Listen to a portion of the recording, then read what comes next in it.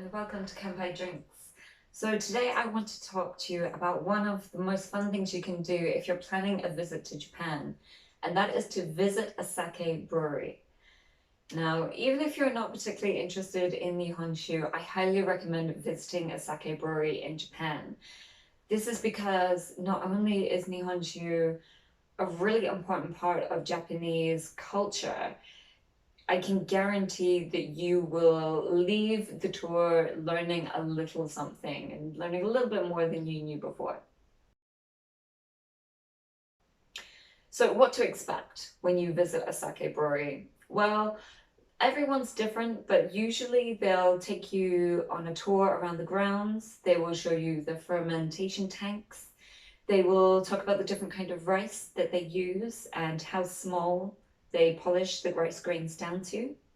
Some sake breweries will talk about the type of koji or rice malt that they use.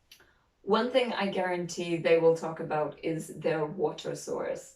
Now, it's a bit of a strange, funny coincidence that every sake brewery in Japan seems to have access to the cleanest, purest water, fresh from the mineral spring mountains. Maybe not always true, but it's always interesting and it's always fun to hear their passion for their work. I've never met a sake brewer who isn't immensely proud of their profession. And sometimes that's contagious. Sometimes that's just fun to listen to. One brewery that I visited recently was the Matsuoka Brewery in Ogawa-machi in Saitama. Now, this brewery is one of the most famous in Saitama. It produces some beautifully delicate sake products. But what I really liked about the Matsuoka Brewery was the tour was a lot of fun. The tour guide was really passionate about his job and had a real flair for presenting. So it was really enjoyable. Also, the best part of the sake tour was, of course, sampling all of the different sakes. This is a really good opportunity to try the different sakes that the brewery will offer. So they'll give you access to their premium products, but also they might introduce a few experimental products, which is really good fun. The Matsuoka Brewery also has a restaurant on site, so you can eat this deliciously prestigiously prepared food that's perfectly paired with the sake that they produce. All of it was really delicious, and the restaurant has a beautiful view of the garden.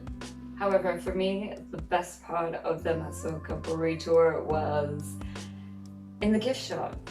They offer sake ice cream. And my goodness, it is the creamiest, most delicious thing you have ever tasted. I highly recommend going there just for the sake ice cream. It's truly delicious. If you're in Ogawa-machi in Saitama, I also recommend visiting the Seiun Brewery. It's really close to the Matsuoka Brewery, so it's very easy to get to.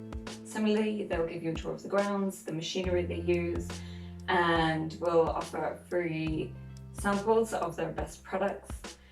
What really struck me about this brewery was their beautifully presented gift shop. It was so relaxing and calming just to walk around and have a look at all these different sake labels and the different products that they offer. The best part about these two sake tours, they are completely free. So all you need to do is contact the breweries in advance and book a slot.